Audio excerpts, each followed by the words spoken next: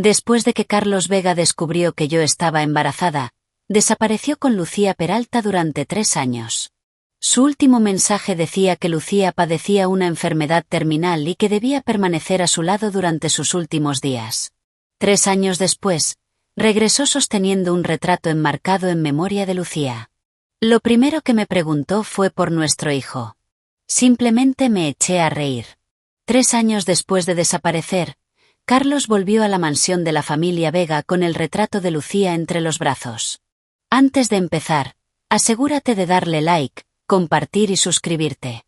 Me encanta ver hasta dónde llegan estas historias. Cuéntame en los comentarios desde qué parte del mundo nos estás viendo. Llevaba un abrigo negro de lana. Su rostro estaba visiblemente más delgado y conservaba esa expresión fría y distante que siempre había tenido. La fotografía, enmarcada en negro, estaba rodeada de lirios blancos. En ella, Lucía sonreía con dulzura, con el aspecto de una mujer fallecida a la que el mundo entero parecía deberle una disculpa. La sala estaba llena de familiares de la familia Vega. Yo estaba junto a la puerta sosteniendo la mochila de la pequeña Anita, a punto de dejarla en casa de la vecina. La madre de Carlos, Elena Vega, me vio y sus ojos se iluminaron al instante, como si por fin hubiera recuperado una propiedad perdida. Sara, Carlos ha vuelto.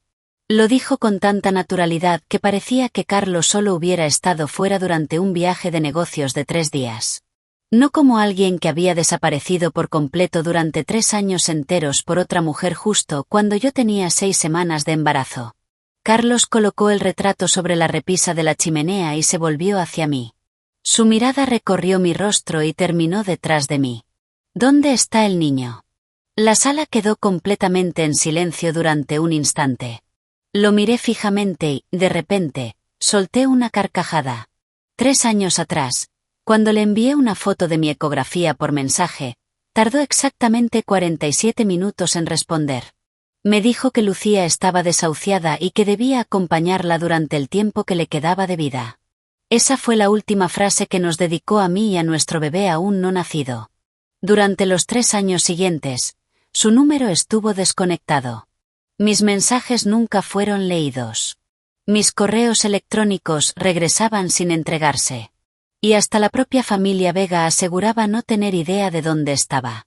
Sin embargo, allí estaba ahora, frente a mí, con la fotografía conmemorativa de Lucía entre las manos, exigiendo ver a su hijo apenas abrió la boca. Escondí a Anita detrás de mis piernas. Con voz bajita, Anita me preguntó quién era ese hombre extraño. El rostro de Carlos se endureció. Elena frunció el ceño de inmediato. Por mucho que odies a Carlos, no puedes enseñar a una niña a ser tan irrespetuosa. ¿Cómo es posible que una hija de la familia Vega no reconozca a su propio padre biológico?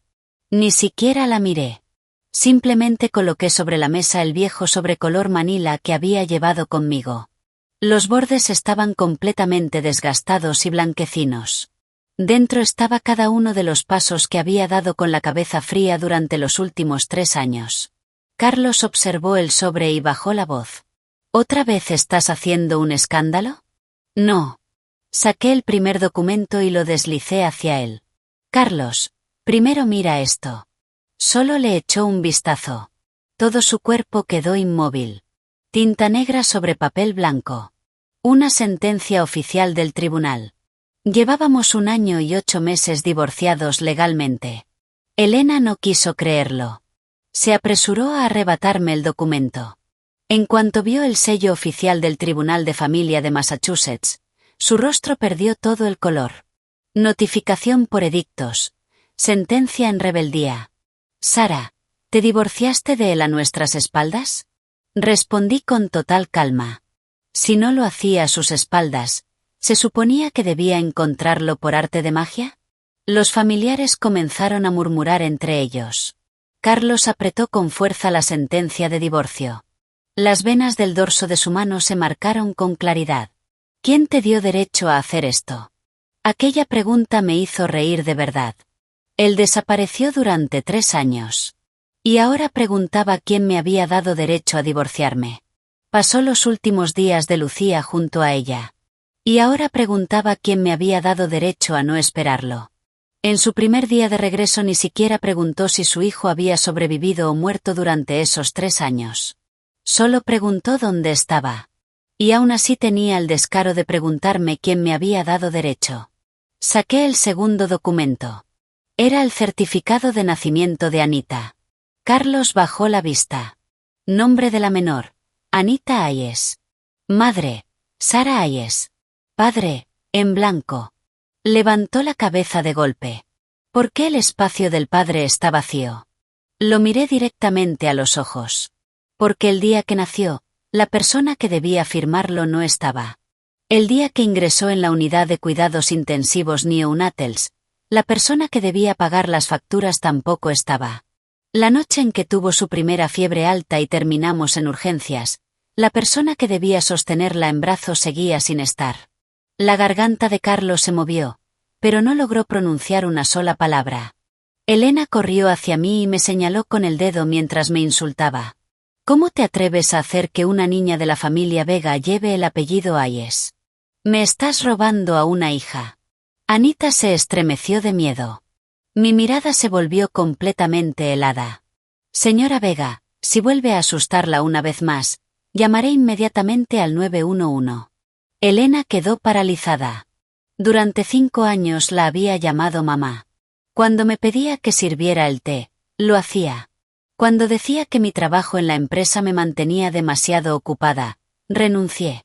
Cuando insistía en que Carlos estaba bajo mucha presión dirigiendo Grupo Vega y que yo debía comprenderlo, le hice caso. Incluso toleré la presencia de Lucía Peralta. Pero ahora jamás volvería a llamarla mamá. Carlos habló por fin, lentamente. Sara, sé que sufriste mucho durante estos 3 años. Pero Lucía ya no está. Miró el retrato sobre la chimenea. En sus ojos apareció un rastro de tristeza. Antes de morir, su mayor preocupación era yo. También dijo que esperaba que regresara para compensarte como es debido a ti y al niño. Lo miré fijamente. Por un momento llegué a dudar de haber oído bien. Entonces volvió a mirarme. Podemos empezar de nuevo. El niño todavía es pequeño. Necesita un padre. No puedes cargar sola con todo esto durante el resto de tu vida.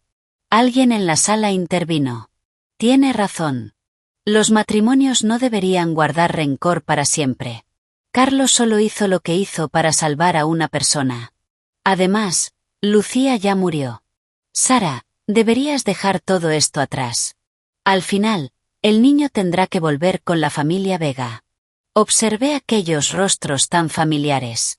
3 años antes había llegado a esa misma casa con un embarazo muy avanzado para pedir dinero prestado y poder cubrir el depósito del hospital. Eran exactamente las mismas personas. Algunos me cerraron la puerta en la cara. Otros fingieron estar enfermos. Y algunos me dijeron que las mujeres no debían ser tan dramáticas. Ahora que Carlos había regresado, de repente todos creían que bastaba con hacer como si nada hubiera pasado. Saqué el tercer documento y lo coloqué sobre la mesa. Aquí está el desglose completo de la manutención y de todos los gastos de la niña. Carlos frunció el ceño. Desde que Anita nació hasta hoy, los gastos médicos, la guardería, la manutención y la educación inicial suman exactamente $124.500. Saqué un grueso montón de recibos. Y eso ni siquiera incluye mis gastos de urgencias durante el embarazo, ni los $160.000 que sacaste de nuestra cuenta bancaria conjunta. La expresión de Carlos terminó por derrumbarse. Elena soltó un grito. «Estás mintiendo. ¿Cuándo te quitó Carlos tu dinero?» Desbloqueé mi teléfono y utilicé AirPlay para proyectar mis extractos bancarios en el enorme televisor inteligente de la sala. Transferencia tras transferencia. Las fechas eran completamente claras. Los conceptos de cada movimiento eran completamente claros. La destinataria era Lucía Peralta. La transferencia más dolorosa de todas ocurrió cuando yo estaba en mi 9ª semana de embarazo. El importe era de $75.000. En el concepto decía: tratamiento médico de Lucía. Ese mismo día, mientras sufría una amenaza de aborto, permanecí sentada en el pasillo del hospital hasta que cayó la noche por completo. Solo me quedaban $300 en mi cuenta bancaria. La pantalla del televisor brillaba intensamente. La sala quedó sumida en un silencio sepulcral. Carlos contempló los extractos bancarios mientras el color desaparecía por completo de sus labios. En ese momento, Lucía realmente necesitaba ese dinero. Asentí. Por eso mi hija no te necesita a ti. Se quedó sin palabras. Anita tiró suavemente de mi mano. Mamá, quiero ir a casa. Me agaché y la tomé en brazos. Carlos dio un paso adelante por instinto. Déjame verla. Giré el cuerpo para impedir que se acercara. No tienes ese derecho, Carlos. Por primera vez, un destello de auténtico pánico atravesó sus ojos. Sara, es mi hija.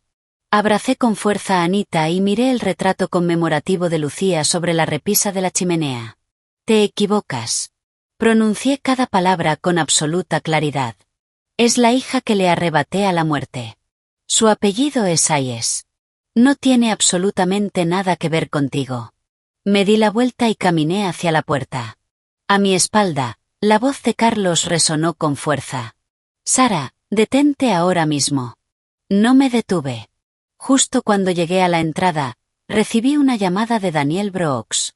Me preguntó si Carlos había regresado. Le respondí que sí. Daniel guardó silencio durante un segundo. Perfecto.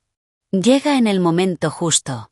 Hay un problema enorme con los historiales médicos que Lucía decía tener. Mis pasos se detuvieron. El viento del exterior era helado. Anita apoyó la cabeza sobre mi hombro. Miré hacia atrás, hacia la luz del porche de la mansión Vega, esa luz que había permanecido encendida durante 3 años. Por primera vez sentí que había llegado el momento de hacerla añicos. 3 años antes, descubrí que estaba embarazada un lunes por la mañana. En realidad, iba camino a entregar unos contratos de adquisición y fusión en Grupo Vega porque Carlos se los había olvidado en casa. Aquella mañana, antes de salir, incluso me besó la frente.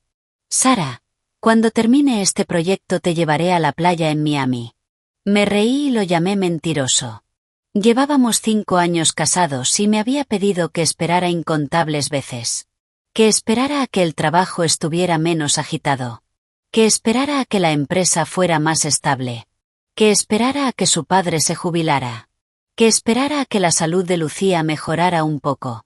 Siempre había creído que un matrimonio debía aprender a ceder. Así que esperé. Pero aquel día, en la consulta de obstetricia, la doctora me entregó la ecografía y me dijo que tenía 6 semanas de embarazo. Aún era demasiado pronto para escuchar claramente el latido del bebé. Me recomendó regresar a casa, descansar y no hacer esfuerzos. Sostuve aquella fina hoja de papel en el pasillo de la clínica. El corazón me latía tan fuerte que parecía querer romperme las costillas. De inmediato le envié una fotografía a Carlos. Carlos, vamos a tener un bebé. Después de pulsar enviar, me quedé mirando la pantalla durante muchísimo tiempo. 1 minuto. 10 minutos. 47 minutos después, por fin respondió. No fue un mensaje de alegría. No mostró preocupación. Ni siquiera escribió que regresaría inmediatamente. Solo dijo: Lucía está desahuciada. Debo estar con ella durante los últimos días de su vida. Debajo añadió otra frase. Sara, siempre has sido comprensiva. No me presiones en un momento como este. En ese mismo instante, la gente caminaba por el pasillo del hospital. Una mujer acariciaba su vientre mientras reía. Otra sostenía un informe médico entre lágrimas. Un marido estaba arrodillado atándole los cordones de los zapatos a su esposa. Yo permanecía completamente sola junto al cajero automático de pagos del hospital. La ecografía que sostenía quedó completamente arrugada por la fuerza con la que la apretaba. Lo llamé. La llamada fue directamente al buzón de voz. Llamé a Lucía. Nadie respondió. Cuando regresé en coche a la mansión Vega, Elena estaba en la sala arreglando unas flores. Su primera reacción al conocer la noticia no fue preocuparse por el bebé. Fue fruncir profundamente el ceño. Lucía se está muriendo. Es normal que Carlos quiera acompañarla. Tú solo acabas de enterarte de que estás embarazada. No vas a dar a luz hoy. ¿Cuál es la prisa? Le dije. Mamá, al menos debería tener la decencia de explicarme las cosas con claridad. Elena golpeó las tijeras de podar contra la mesa. Sarah Hayes. No intentes atrapar a un hombre con un bebé apenas descubres que estás embarazada. Carlos detesta a las mujeres que montan escenas sin motivo. Me quedé inmóvil. Por primera vez sentí que aquella casa me era completamente ajena. Lucía había sido el amor de infancia de Carlos. Su padre había salvado la vida del padre de Carlos muchos años atrás. Después, cuando la familia Peralta quebró, la familia Vega la acogió y cuidó de ella. Era una mujer frágil. Tenía un corazón delicado. Y Carlos la había protegido desde que eran niños. El día de nuestra boda, Lucía permanecía detrás del escenario con un vestido blanco. Sonreía con el rostro pálido. Durante el brindis me dijo: Sarah, espero que no te moleste. Carlos simplemente está acostumbrado a cuidar de mí. De todas formas, mi destino nunca ha sido bueno. No ocuparé su tiempo por mucho más. Toda la mesa quedó completamente en silencio. Yo también guardé silencio. Carlos me apretó la mano. Dijo que los médicos habían confirmado que ella solo era una paciente. Desde entonces, la palabra paciente se convirtió en la cuchilla más afilada de mi matrimonio. El día de su cumpleaños, Carlos estaba con ella. Cuando la hospitalizaban, Carlos estaba con ella. Cuando sufría una crisis emocional en mitad de la noche, Carlos salía conduciendo y no regresaba hasta el amanecer. Solo lo enfrenté una vez. Me miró con impaciencia y dijo: Sarah, tienes salud. Tienes un hogar. Y tienes el título de mi esposa. ¿Qué estás intentando disputarle a una mujer que está a punto de morir? Después de aquello, dejé de preguntar. Ese mismo día, Elena me dijo que subiera a descansar. Permanecí inmóvil y pregunté: ¿a dónde fue? Los ojos de Elena esquivaron mi mirada durante un instante. Al extranjero. Lucía quería conocer los Alpes suizos para ver la nieve. Los médicos dicen que le queda muy poco tiempo. La miré fijamente. Entonces sabía perfectamente que yo estaba embarazada. Y aún así hizo las maletas y se fue con ella a Europa. Elena dejó por fin de fingir. Siempre podrás tener otro bebé más adelante. Lucía solo tiene un último deseo. Recordé esa frase durante los 3 años siguientes. Siempre podrás tener otro bebé más adelante. Pero mi hija estuvo a punto de no tener nunca ese más adelante. Aquella noche regresé a la casa adosada que compartía con Carlos. Varios de sus trajes habían desaparecido del armario. Su pasaporte ya no estaba en la caja fuerte. Sobre la mesita de noche había dejado la caja de terciopelo vacía donde guardábamos nuestras alianzas. Se había llevado su anillo de matrimonio. Se marchó sin dejar rastro. Como si todo hubiera estado planeado desde hacía muchísimo tiempo. Me senté al borde de la cama mientras la pantalla de mi teléfono iluminaba la habitación. En nuestra conversación, seguí enviándole mensaje tras mensaje. ¿Cuándo vas a volver? Los resultados de mis análisis no fueron buenos. La doctora me dijo que debo guardar reposo absoluto. Carlos, este bebé también es tu hijo. No hubo ninguna respuesta. Al día siguiente recibí una notificación del banco. Se habían retirado $50.000 de nuestra cuenta conjunta. Al tercer día desaparecieron otros 20.000. Al quinto día acudí a una sucursal de Chase para solicitar los movimientos bancarios. Entonces descubrí que en nuestra cuenta corriente conjunta solo quedaban $2.500. La empleada del banco me preguntó: «Señora, ¿quiere que le imprima el detalle completo de las operaciones?» Respondí: «Sí». La impresora fue expulsando hoja tras hoja. Cada transferencia era como una bofetada en el rostro. El destinatario de todos los movimientos era Lucía Peralta o un servicio privado de atención médica contratado para ella. Regresé a la mansión Vega con los extractos bancarios. Elena apenas les echó un vistazo antes de lanzármelos de nuevo. ¿Qué tiene de malo gastar un poco de dinero para tratar la enfermedad de Lucía? Si el bebé que llevas en el vientre realmente es un Vega, La familia Vega jamás te tratará mal. Me quedé inmóvil. ¿Qué está insinuando? Ella sonrió con desprecio. Carlos no está aquí. ¿Quién sabe realmente cómo terminaste embarazada? En ese preciso instante comprendí algo. Cuando una mujer pierde la protección de su marido en la casa de sus suegros, incluso el hijo que lleva en el vientre se convierte en una herramienta para humillarla. Ni siquiera intenté explicarme. Me agaché. Recogí uno por uno los extractos bancarios. Los alisé cuidadosamente y los guardé dentro de mi carpeta. Elena dijo: Sara, si sabes lo que te conviene, compórtate y da a luz en silencio. Si es un niño, la familia Vega lo reclamará. Si es una niña, tendrás que arreglártela sola. Apreté con fuerza la carpeta. Me di la vuelta y salí. Afuera caía un aguacero. No conseguía pedir un vehículo. Mientras caminaba hacia la salida del vecindario, un dolor agudo atravesó la parte baja de mi abdomen. La sangre comenzó a correr por mis piernas. Me apoyé en un poste de luz y llamé a Carlos por última vez. La llamada volvió a ir directamente al buzón de voz. Abrí otra vez su último mensaje. Lucía está desahuciada. Debo estar con ella durante los últimos días de su vida. Miré la pantalla. De repente, una inmensa calma se apoderó de mí. Dejé de llorar. Hice una captura de pantalla. Me envié una copia por correo electrónico. Reenvié otra a Daniel Brooks. Y luego marqué el 911.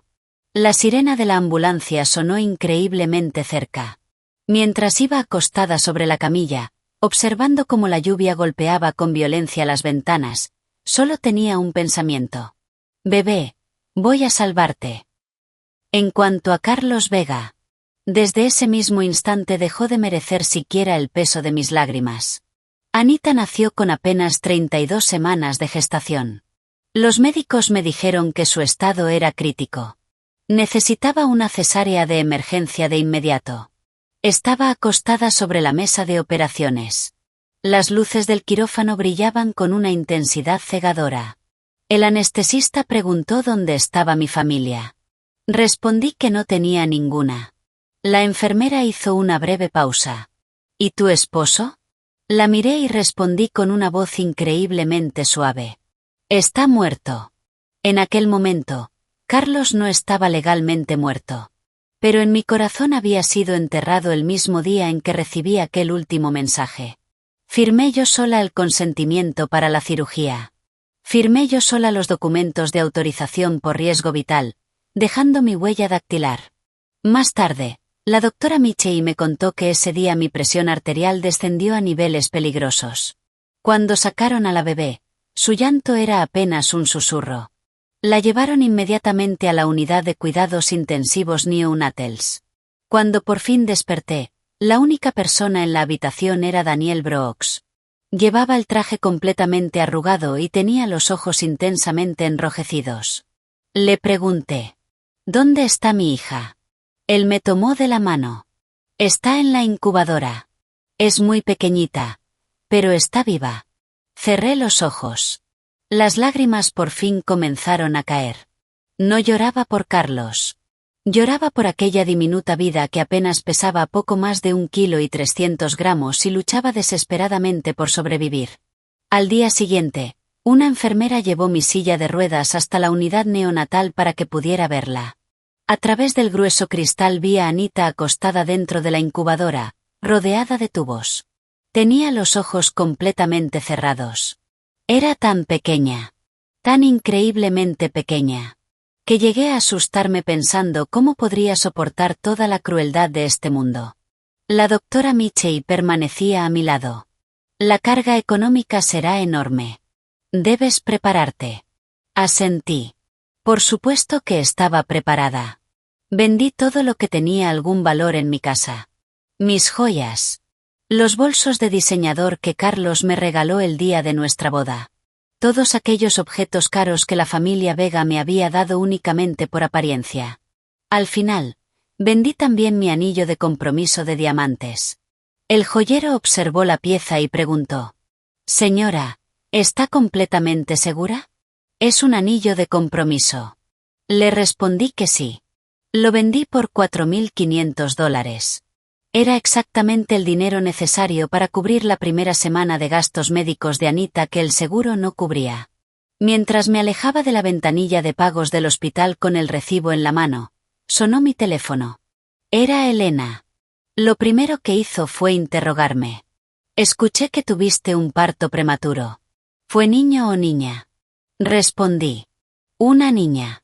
Al otro lado de la línea hubo varios segundos de absoluto silencio. Después dijo. Ah, una niña. Alargó aquellas palabras con una evidente decepción. Yo estaba apoyada contra la pared del hospital. Todavía llevaba una venda en el brazo donde me habían colocado la vía intravenosa. Señora Vega, si llama para visitar a la niña, puedo darle el número de la habitación. Pero si solo llama para preguntar si es niño o niña, no vuelva a llamarme nunca más. Elena soltó una risa despectiva. Sara Hayes, no me hables con ese tono. Carlos no está aquí. Que la familia Vega reconozca o no a esa niña dependerá completamente de cómo te comportes. Colgué el teléfono. Fue la primera vez en mi vida que colgaba una llamada a alguien de la familia Vega. Después de aquello, ninguno de ellos volvió a aparecer. Anita permaneció 42 días en la unidad de cuidados intensivos neonatals. Cada día fotografiaba cuidadosamente las facturas del hospital, los informes médicos y los registros de enfermería. Los archivaba todos. Daniel me preguntó. Sara, ¿por qué guardas todo esto? Sostenía el extractor de leche entre las manos. Mi rostro estaba pálido. Pero mi mente nunca había estado tan lúcida. Porque algún día alguien me preguntará por qué mi hija se niega a reconocer a su padre. Y entonces les mostraré todo esto. No porque ella no tenga padre, sino porque fue su padre quien la abandonó primero. El día en que le dieron el alta, la doctora Michei puso a Anita en mis brazos. Era un diminuto bultito envuelto en una manta rosa. Sus pequeños dedos sujetaron mi dedo índice. Su fuerza era mínima. Y aún así sentí que estaba sujetando mi alma entera. La llamé Anita porque solo quería que tuviera una vida tranquila y segura. No necesitaba que llevara un apellido poderoso. Ni que heredara el imperio de nadie. Solo quería que estuviera a salvo. Cuando llegó el momento de completar el certificado de nacimiento, la funcionaria del registro civil preguntó: ¿Desea incluir los datos del padre? Permanecí en silencio durante unos segundos. Daniel, que estaba a mi lado, susurró: «Puedes dejar ese espacio en blanco por ahora». Miré a la bebé que tenía entre mis brazos. Cuando pronuncié en voz alta: «Déjelo en blanco», sentí que un vínculo dentro de mi corazón se rompía para siempre. No fue por rencor.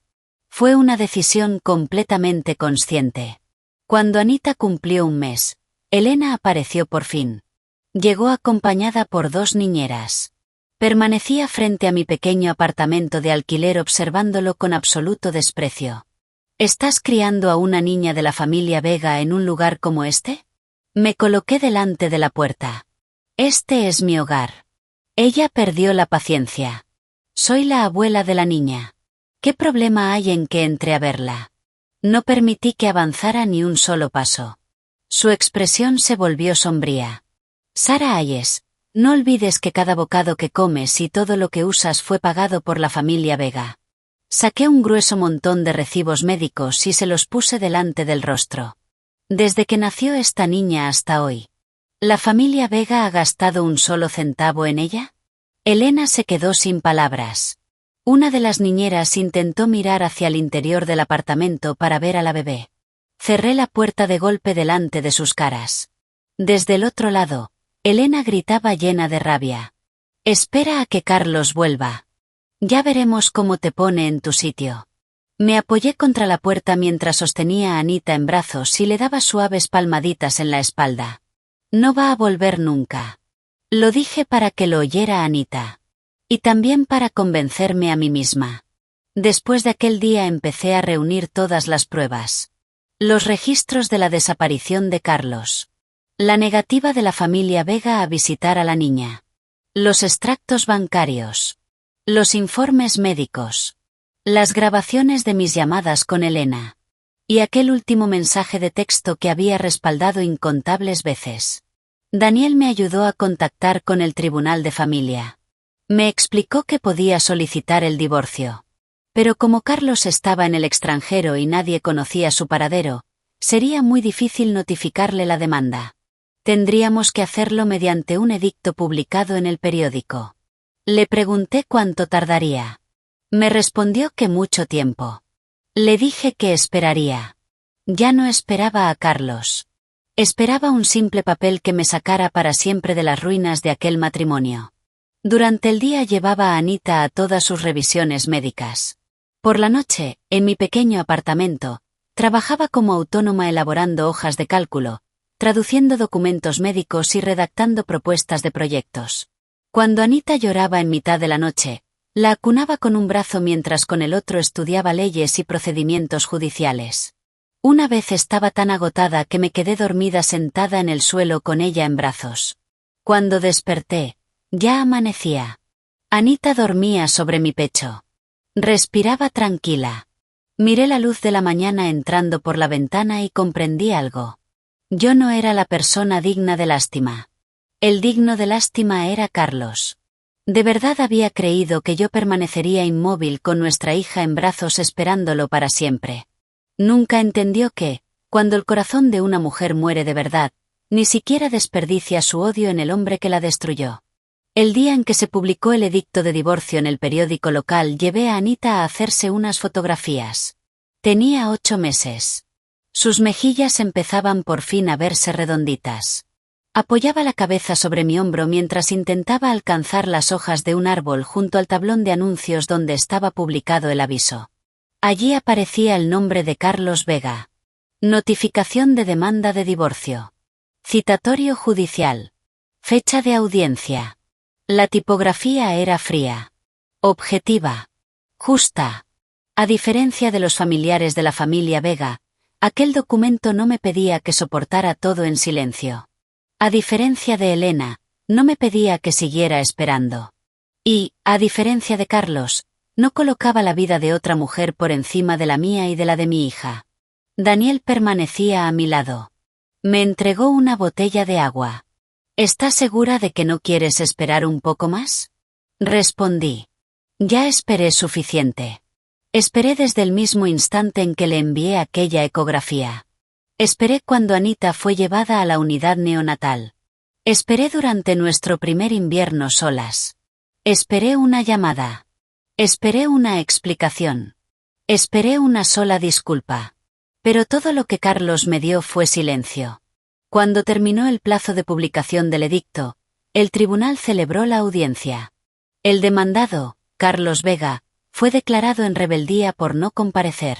El juez me preguntó: ¿considera que el matrimonio se ha roto de forma irreversible? Presenté uno a uno el mensaje de texto. Los extractos bancarios. Los registros de desaparición. Los informes del hospital. Y simplemente respondí: sí. No lloré. No hice acusaciones dramáticas. Solo expuse los hechos. Cuando terminó la audiencia, permanecí sentada durante mucho tiempo en las escalinatas del juzgado. Anita acababa de aprender a decir mamá. Tiró de mi bufanda y balbuceó con su vocecita: mamá. La miré. Besé su mejilla. Anita, mamá te lleva a casa. El día en que recibí por correo la sentencia de divorcio hacía un sol precioso. Divorcio concedido. Custodia legal y física exclusiva de la menor, Anita Ayes, otorgada a la madre. Carlos Vega quedaba obligado al pago de la manutención, aunque, debido a que se desconocía su paradero, la ejecución quedaba reservada para un procedimiento posterior. Los bienes matrimoniales retirados ilegalmente también serían objeto de un proceso independiente. Leí la sentencia 3 veces. Después la guardé bajo llave en un cajón. Aquella noche llevé a Anita a comer macarrones con queso. Sentada en su sillita, terminó con salsa de queso por toda la cara. Le hice una foto. La publiqué en Instagram con solo 3 palabras. Un nuevo comienzo. La familia Vega no reaccionó en absoluto. Probablemente ni siquiera se enteraron.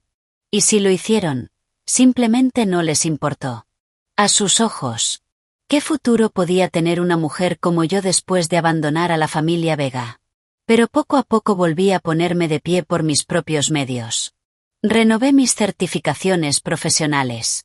Entré a trabajar en una organización sin fines de lucro dedicada a madres y niños, coordinando un programa de apoyo para familias con bebés prematuros.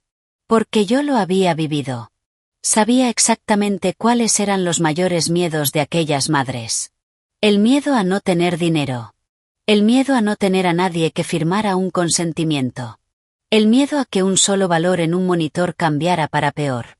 Y, sobre todo, el miedo de llevar a su bebé a casa y descubrir que no había nadie detrás de ellas para sostenerlas. Convertí mi propio trauma en un procedimiento paso a paso para ayudar a otras mujeres a no pasar por el mismo infierno. Cuando recibí mi primer sueldo de verdad, le compré a Anita unos pequeños zapatos rojos. Caminaba tambaleándose por la sala. Daba 2 pasos. Se caía. Y enseguida volvía a levantarse.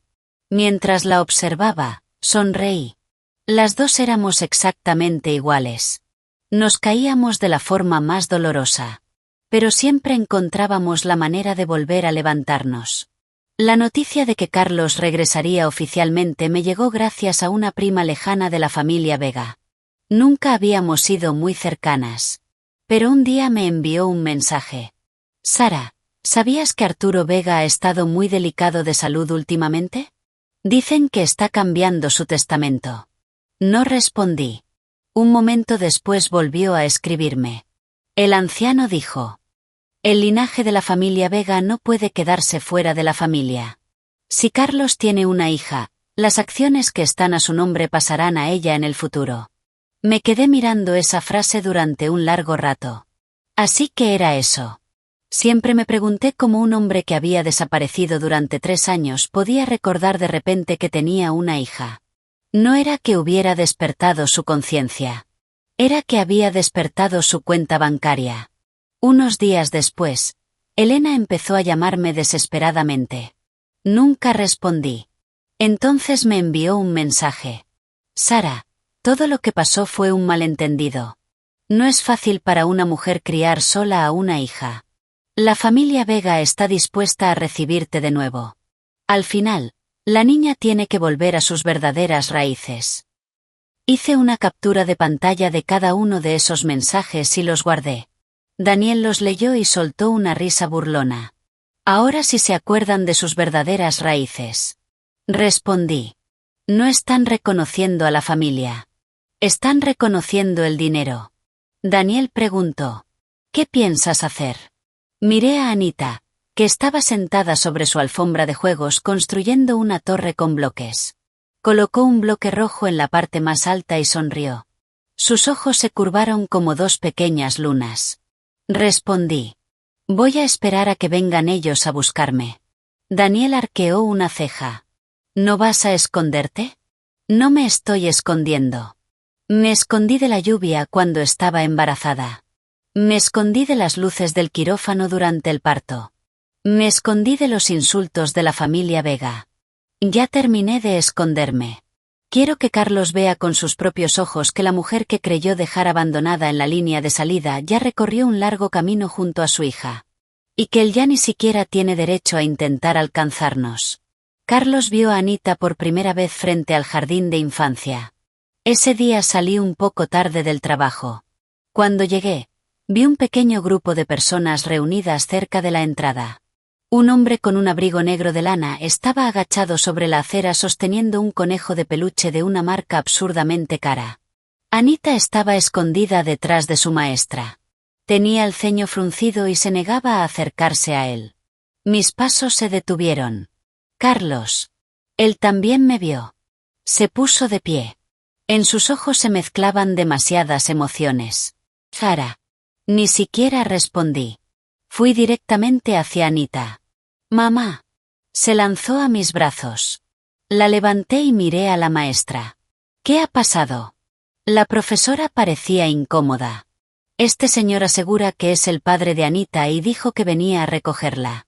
Pero su nombre no figura entre las personas autorizadas, así que no se la entregamos. Asentí. Hicieron exactamente lo correcto. El rostro de Carlos era un poema. Sara, solo quería ver a mi hija.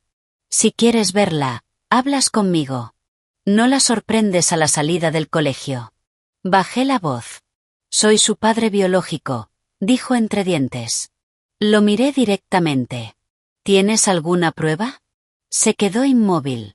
Saqué mi teléfono y abrí la aplicación del jardín de infancia. La tutora principal registrada soy yo. El contacto de emergencia es Daniel Brooks. Las personas autorizadas para recogerla son mi madre y mi vecina. Tú no existes en esta lista. Carlos parecía haber recibido una bofetada delante de todo el mundo. Los demás padres ya empezaban a observar la escena. Contuvo la rabia. ¿De verdad tienes que hacer esto? Anita es mi hija. ¿Ni siquiera puedo verla? Anita se abrazó a mi cuello y susurró. Mamá, yo no conozco a este señor. El rostro de Carlos perdió completamente el color. En ese instante no sentí satisfacción. Solo sentí que todo era absurdo. Desde que Anita nació hasta cumplir 3 años había pasado por fiebres altas, la salida de los dientes, sus primeros pasos y el comienzo del jardín de infancia. Él no estuvo presente ni un solo segundo. Y ahora aparecía frente al colegio con un peluche esperando que ella lo llamara papá. ¿Con qué derecho? Me dirigí a la maestra. Si esta persona vuelve a presentarse aquí, llame inmediatamente a la policía. Ella asintió. Carlos dio un paso hacia mí. Sara. Me coloqué delante de Anita para impedirle acercarse. Señor Vega, por favor, no asuste a la niña. Él miró a Anita. Su voz se volvió sorprendentemente suave. Anita, soy tu papá. Anita escondió el rostro en mi cuello. No. Aquella única palabra fue apenas un susurro. Pero bastó para dejarlo completamente inmóvil. Llevé a Anita hasta mi coche.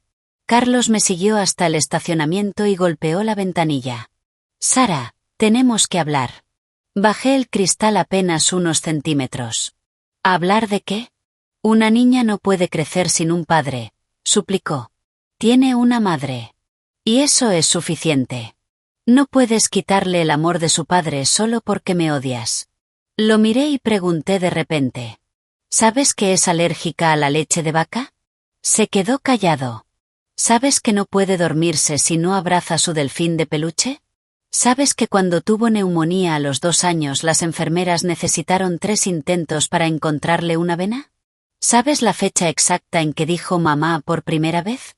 Carlos no pudo responder a ninguna de mis preguntas. Volví a subir la ventanilla.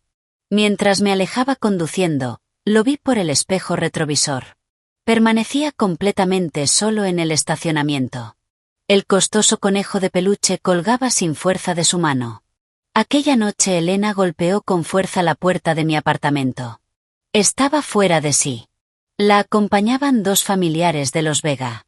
Sara Hayes, ha sido demasiado lejos. Carlos es su padre biológico. ¿Con qué derecho le impides verla? Permanecí bloqueando la entrada. No permití que entraran. Con el derecho que me concede la sentencia del tribunal. Elena se quedó sin palabras durante un instante y luego respondió. Una sentencia jamás romperá un vínculo de sangre. Me eché a reír. La sangre no es una tarjeta de acceso ilimitado. No basta con enseñarla para entrar donde quieras. Uno de los familiares intentó intervenir. Sara. En aquel momento Carlos estaba completamente condicionado por Lucía. Ahora ella ya murió. Los 3 pueden volver a ser una familia feliz. Eso es lo mejor para todos. Pregunté. ¿Ya terminaron de hablar? Elena explotó. No abuses de nuestra paciencia. Arturo organizará una cena familiar este fin de semana. Tienes la obligación de traer a la niña. Carlos ya ha tenido suficiente tiempo para superar la muerte de Lucía. Ahora te toca madurar y entrar en razón. Suficiente tiempo para superar la muerte de Lucía. Repetí esa frase lentamente en mi mente. Él podía guardar luto por Lucía durante 3 años. El rostro de Elena se volvió gris. Saqué mi teléfono y pulsé la pantalla. Señora Vega. Todo lo que acaba de gritar ha quedado grabado. Si continúan acosándonos, solicitaré una orden de alejamiento. Además enviaré esta grabación al jardín de infancia y al servicio de seguridad del vecindario. Las caras de los familiares cambiaron de inmediato. Sujetaron a Elena del brazo para llevársela. Ella temblaba de rabia. Sarah Hayes, ¿de verdad crees que ya no nos necesitas? Respondí. No dejé de necesitarlos. Simplemente aprendí a defenderme. Después de cerrar la puerta, me apoyé contra ella. Desde la sala escuché la voz de Anita. Mamá. Mi torre se cayó. Caminé hasta donde estaba. Me senté en el suelo para ayudarla a reconstruir sus bloques. Entonces preguntó. ¿Por qué ese señor raro dice que es mi papá? Mis manos se quedaron inmóviles. Una niña de 3 años no entiende lo que significa la traición. Solo sabe quién duerme a su lado. Quien le lee cuentos antes de dormir. Y quien la abraza cuando tiene miedo. Respondí. Porque a veces los adultos dicen cosas equivocadas. Anita asintió muy seria. Entonces mamá tiene que decirle que no puede decir cosas equivocadas. Sonreí. De acuerdo. Se lo diré. Pero no solo pensaba decirle que dejara de decir cosas equivocadas. Pensaba hacerle entender que no todo lo que uno tira a la basura puede recogerse otra vez. La noche de la cena familiar de los Vega me presenté sola. Sin Anita. Elena me había amenazado por teléfono. Dijo que si no llevaba a la niña a la mansión me demandarían por la custodia y me acusarían de alienación parental. Escuché toda su amenaza. Solo respondí con 2 palabras. Envíe la dirección. Daniel me llevó en coche hasta la mansión de Beacon Hill. Antes de bajar me preguntó. ¿Quieres que entre contigo? Negué con la cabeza. Me observó unos segundos y luego deslizó una pequeña grabadora digital dentro de mi bolso. No te exijas demasiado. Sonreí. No he venido a exigirme nada. He venido a cobrar una deuda. El comedor de la mansión Vega estaba completamente iluminado. Había incluso más familiares que 3 años atrás. El patriarca, Arturo Vega, ocupaba la cabecera de la enorme mesa. Su aspecto era frágil. Pero su mirada seguía siendo afilada. Carlos permanecía de pie junto a él. Cuando me vio entrar sola, frunció el ceño. ¿Dónde está Anita? Respondí. En un lugar seguro. El rostro de Elena cambió al instante. Esta noche es una cena familiar. ¿Qué significa esconder a la niña? Miré alrededor de la enorme mesa. ¿Qué tiene que ver una cena de la familia Vega con mi hija? En cuanto pronuncié esas palabras, toda la mesa quedó en silencio. Arturo habló con una voz grave y autoritaria. Sara. Sé que guardas resentimiento. Pero la niña lleva la sangre de la familia Vega. No puede conservar el apellido Hayes para siempre. Miré fijamente a aquel anciano. 3 años atrás, cuando llegué a esa casa suplicando ayuda, él estaba en su despacho practicando caligrafía. Escuchó mi situación y solo dijo.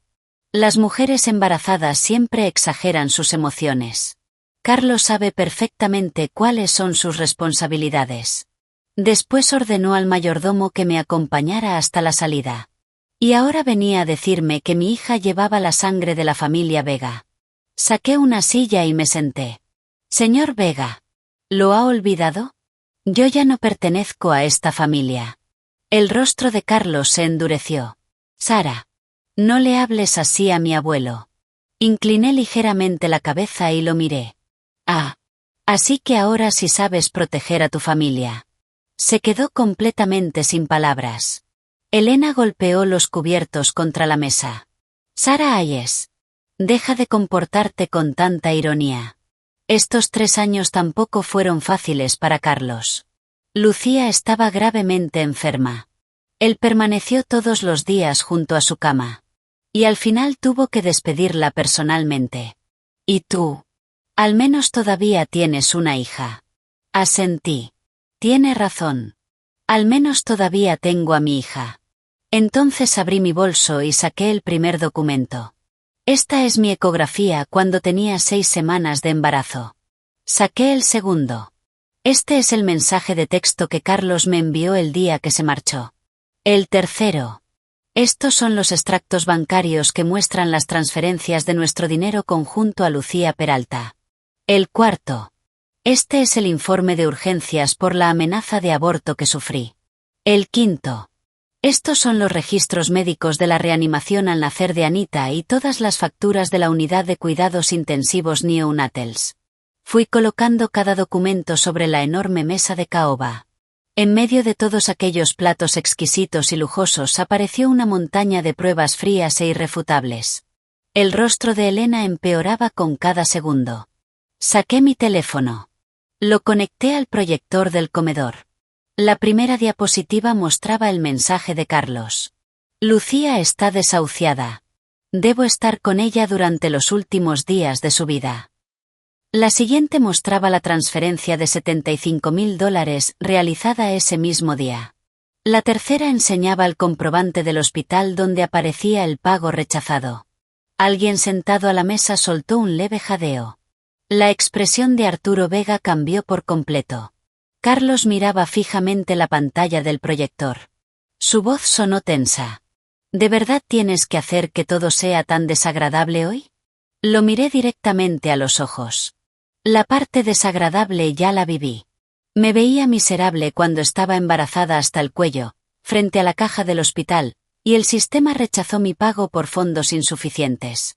Me veía miserable cuando estaba sola sobre una mesa de operaciones firmando mi propio consentimiento por riesgo de muerte. Me veía miserable cuando mi hija luchaba por sobrevivir dentro de una incubadora mientras yo empeñaba mi anillo de bodas para pagar las facturas. Carlos, la única razón por la que ahora te parece tan desagradable es porque esta vez el que queda mal eres tú. El comedor entero quedó tan silencioso que podía escucharse el zumbido del sistema de climatización. De pronto, Elena se puso de pie. Basta. Aunque Carlos se haya equivocado, no puedes obligar a una niña de la familia Vega a crecer sin padre. La miré fijamente. ¿No fue usted quien me dijo que, si nacía una niña, tendría que arreglármela sola? Elena quedó inmóvil. Pulsé el botón de reproducción en mi teléfono. Comenzó a sonar una grabación de 3 años atrás. Su propia voz inundó el comedor. Si es un niño, la familia Vega lo reclamará. Si es una niña, tendrás que arreglártela sola. Cuando terminó el audio, el silencio era absoluto. Una de las tías bajó la cabeza con incomodidad. Alguien levantó un vaso de agua, pero ni siquiera llegó a beber. Arturo Vega lanzó a Elena una mirada cargada de furia. El rostro de Elena adquirió el color oscuro de una ciruela golpeada. ¿Me grabaste a escondidas? Respondí con tranquilidad.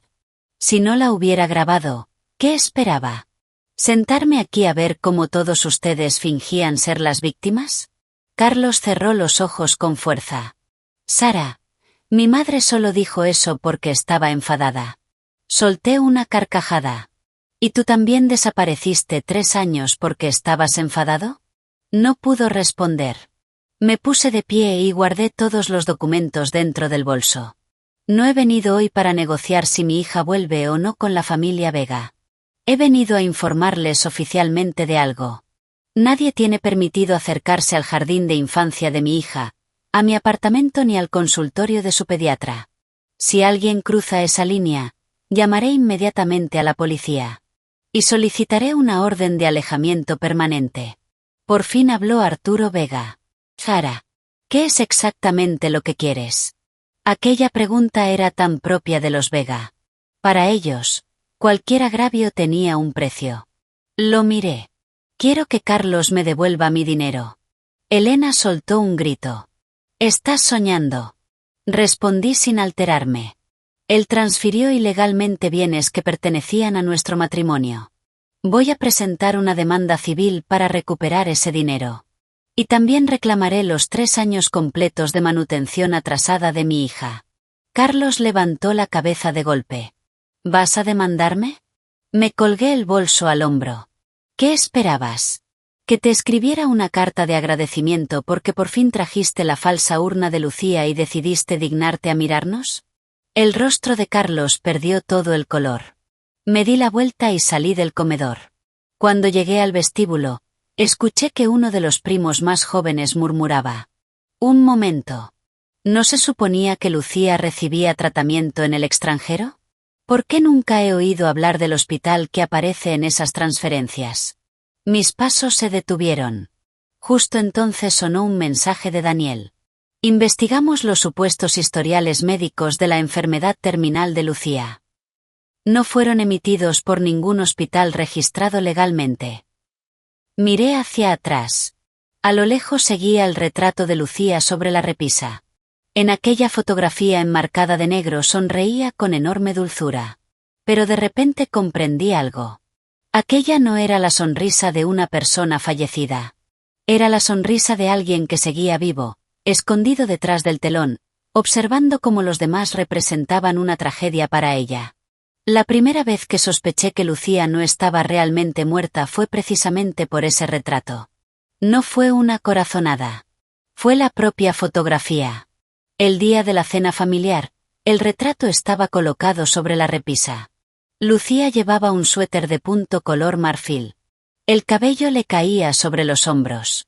Tenía el rostro pálido y sonreía ligeramente. La observé varias veces. Siempre sentía que había algo extraño. Hasta que Daniel amplió una copia de alta resolución de la fotografía.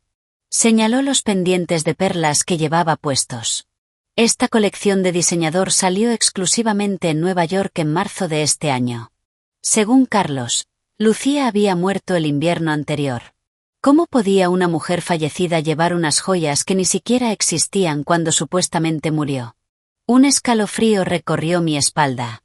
Daniel movió algunos contactos y localizó el estudio fotográfico.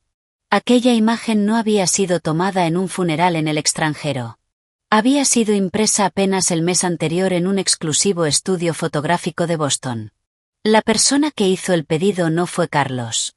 Fue un número de teléfono que anteriormente había estado registrado a nombre de Lucía Peralta. La dirección de entrega correspondía a un lujoso edificio residencial en el centro de la ciudad. Me quedé mirando aquella dirección. Los dedos comenzaron a cerrarse lentamente en un puño. Daniel habló. No actúes impulsivamente. Necesitamos pruebas irrefutables. Asentí. Ya no era la mujer que podía ser destruida por un simple mensaje de texto. La rabia no servía de nada. Solo importaban las pruebas. Durante la semana siguiente visité la clínica privada donde supuestamente Lucía había recibido tratamiento. Era un establecimiento diminuto.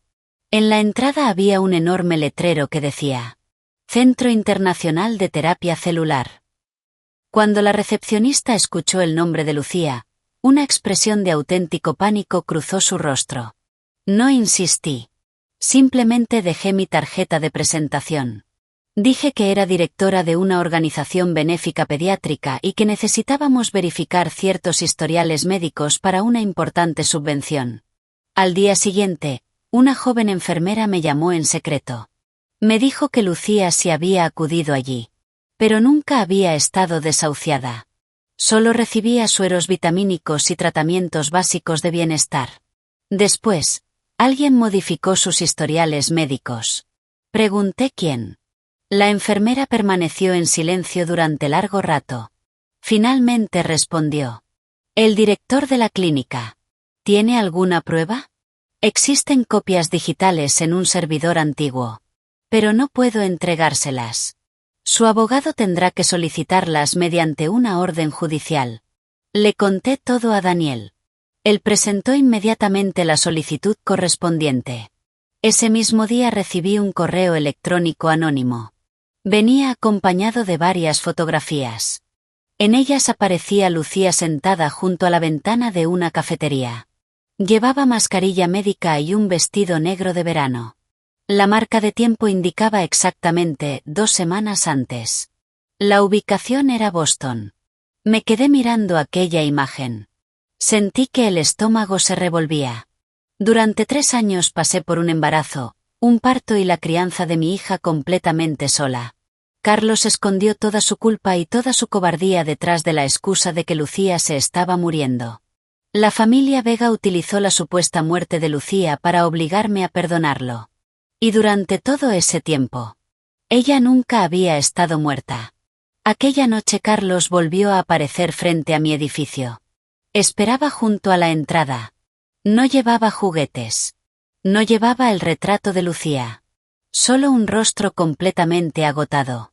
Sara, tenemos que hablar. Le pedí al conserje que le permitiera entrar al patio. Pero no lo dejé subir al apartamento. El viento agitaba los árboles del jardín. Carlos me miró. Su voz era mucho más baja que antes. Sé que has estado investigando los historiales médicos de Lucía. Levanté la mirada. Él continuó. Ella ya murió. Por favor, deja de perturbar su descanso. Estuve a punto de reírme. ¿Yo estoy perturbando su descanso? Carlos frunció el ceño. En aquel momento estaba muy enferma. Estaba emocionalmente destrozada. No podía quedarse sola. Reconozco que te hice daño. Pero entonces realmente no tenía otra opción. Pregunté. ¿No tenías otra opción que ignorar un simple mensaje de texto? Guardó silencio. ¿No tenías otra opción que vaciar nuestra cuenta bancaria y dejar a tu hija sin un centavo? Su rostro palideció aún más. ¿No tenías otra opción que rechazar mi llamada el día en que entré en trabajo de parto prematuro? Tragó saliva. No sabía que estabas dando a luz. Claro que no lo sabías. Lo miré fijamente. Porque tu teléfono estaba apagado. Porque me bloqueaste. Porque les dijiste a todos que nadie debía molestarte durante los supuestos últimos días de Lucía. Por primera vez apareció en sus ojos una expresión de auténtica desesperación. Sara. Lucía ya no está. Los muertos no pueden volver a la vida. Di un paso hacia él. ¿Llegaste a ver realmente su certificado de defunción? Carlos quedó paralizado. Lo miré fijamente. ¿Viste el certificado oficial emitido por un hospital? ¿Viste el certificado de cremación de la funeraria? ¿Viste la cancelación de su pasaporte estadounidense o de su número de seguridad social? ¿Has visto uno solo de esos documentos? Su expresión terminó por derrumbarse. Ella murió en el extranjero. Allí los procedimientos son diferentes. No quería que yo viera esas cosas. En cuanto pronunció esas palabras, él mismo comprendió lo que acababa de decir. Y en ese instante sentí una inmensa compasión por él. No era que fuera completamente ingenuo. Era que necesitaba creer aquella mentira. Porque mientras creyera que Lucía estaba muriendo, podía seguir viéndose como un héroe trágico obligado por las circunstancias. Podía convencerse de que no estaba abandonando a su esposa embarazada ni a su hija. Solo estaba cumpliendo el último deseo de una mujer enferma. Pero si Lucía nunca había muerto. Entonces, ¿qué habían sido realmente aquellos 3 años? ¿Simple estupidez? ¿Traición? ¿O una decisión consciente de abandonarnos? No pensaba darle la respuesta. Carlos, que ella te haya convertido en un ingenuo no significa que mi hija y yo tengamos que pagar el precio. Sus ojos temblaban. ¿Qué descubriste exactamente? No respondí. Muy pronto lo sabrás. Me di la vuelta para marcharme. De repente me sujetó de la muñeca. Sara. Si de verdad Lucía me mintió. Me liberé bruscamente de su mano. Entonces ese es un problema entre ustedes dos. Anita y yo no somos el basurero donde vas a tirar tus arrepentimientos. Entré en el edificio sin volver la vista atrás. Justo antes de que las puertas del ascensor se cerraran, vi a Carlos inmóvil en el patio. Parecía comprender por primera vez que el retrato conmemorativo que había llevado con tanto cuidado durante años no era una lápida.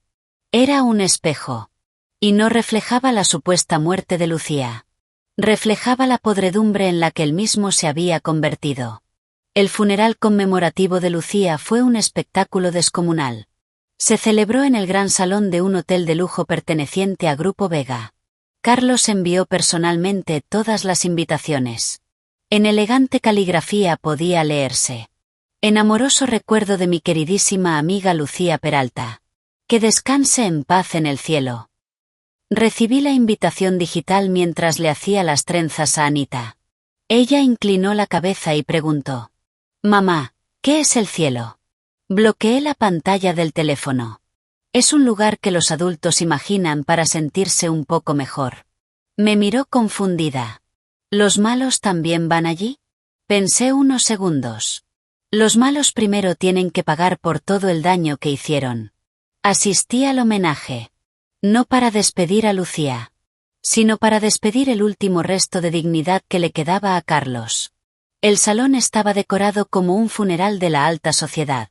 Cientos de rosas blancas cubrían el escenario. El retrato de Lucía ocupaba el centro. Carlos permanecía en el atril con un traje negro perfectamente hecho a medida. Tenía los ojos enrojecidos. Habló de lo bondadosa que había sido Lucía. De lo frágil y, al mismo tiempo, fuerte que era. Dijo que había pasado sus últimos años luchando contra la enfermedad sin maldecir jamás a su destino. Afirmó que tenía una deuda imposible de saldar con ella. Muchas personas del público se secaban las lágrimas. Entonces, de forma dramática, cambió el tono de su discurso. Pero durante estos 3 años también les fallé a mi esposa y a mi hija. En ese instante, el reflector giró y quedó apuntándome directamente. Todas las miradas del salón se volvieron hacia mí. Carlos bajó la vista y me miró con los ojos llenos de emoción. Sara, sé que hoy has venido. El último deseo de Lucía fue que regresara con mi familia y cuidara de ti y de nuestra hija. Permanecí sentada con total tranquilidad en la tercera fila, observándolo representar su papel. Te suplico que me des otra oportunidad. Devuélvele a nuestra hija una familia completa. Algunas personas comenzaron a aplaudir tímidamente. Unos parecían realmente conmovidos. Otros solo disfrutaban del espectáculo. Elena, sentada en la primera fila, levantó ligeramente el mentón con una expresión de absoluta satisfacción. Seguramente pensaba que, delante de toda la alta sociedad de Boston y bajo la mirada del retrato de una mujer supuestamente fallecida, por muy firme que fuera mi corazón, terminaría cediendo. Me puse de pie. Los aplausos cesaron inmediatamente. En los ojos de Carlos apareció un destello de esperanza. Subí directamente al escenario y tomé el micrófono de las manos del presentador. Carlos dice que nos falló a mi hija y a mí. Me giré hacia la enorme pantalla LED situada detrás de él. Entonces les pido a todos que observen atentamente cómo nos falló exactamente. En la cabina de audiovisuales, Daniel pulsó el botón de reproducción en su ordenador. La primera imagen apareció en la pantalla. Mi ecografía. La segunda. El mensaje de texto que Carlos me envió. La tercera. Los movimientos de nuestra cuenta bancaria conjunta. La cuarta. Los informes de reanimación de Anita en la unidad de cuidados intensivos neonatals. La quinta. La sentencia oficial del Tribunal de Massachusetts que concedía el divorcio por rebeldía. Parecía que el aire hubiera desaparecido del salón. Sujeté el micrófono. Mi voz permanecía completamente firme. Hace 3 años, cuando tenía 6 semanas de embarazo, Carlos se marchó al extranjero con Lucía. Lo último que me dijo fue que ella estaba desahuciada y que debía acompañarla durante sus últimos días. Después desapareció durante 3 años. Cuando entré en un parto prematuro y luchaba por mi vida. Cuando mi hija recién nacida fue ingresada en una incubadora. Él nunca apareció. Vació nuestra cuenta bancaria conjunta para pagar los supuestos tratamientos médicos de Lucía. Solicité el divorcio mediante notificación pública. El tribunal disolvió legalmente nuestro matrimonio y me concedió la custodia exclusiva de mi hija. Entonces me volví hacia Carlos. Así que, señor Vega, yo ya no soy su esposa. Y Anita no es un accesorio para que usted pueda cumplir el supuesto último deseo de Lucía. El salón estalló en murmullos de incredulidad. El rostro de Carlos estaba completamente blanco. Elena se levantó de golpe. Sara Hayes, ¿te has vuelto loca? Hoy es el homenaje a Lucía. La miré desde el escenario. Lo sé. Precisamente por eso necesito hacer una sola pregunta. Me giré y señalé directamente el retrato de Lucía. ¿Esa persona está realmente muerta? Todo el salón contuvo el aliento. Carlos se lanzó hacia mí. Sara. Ni siquiera retrocedí. Daniel volvió a pulsar una tecla. La segunda tanda de pruebas apareció en la pantalla. El recibo del estudio fotográfico. La fecha del pedido, realizado el mes anterior. Pagado con el número de teléfono de Lucía. Entregado en un lujoso apartamento del centro de Boston. Después aparecieron los primeros resultados obtenidos gracias a la orden judicial sobre sus historiales médicos. Ningún diagnóstico terminal válido.